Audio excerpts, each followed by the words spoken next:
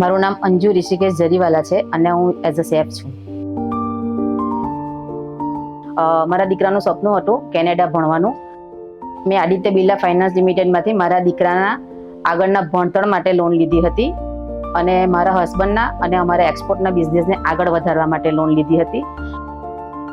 Aditya Birla finance limited સાથે loan લેવાથી અમારું બહુ સરળતાથી મતલબ થયું હતું અને એકદમ સ્મૂથલી અને ઇઝીલી કામ થયું હતું અમારું. આ જલ્દી પ્રોસેસ થવાથી અમારું જે સપનું હતું તે જલ્દી પૂરું થયું અને સમય બી બચ્યો અમારો.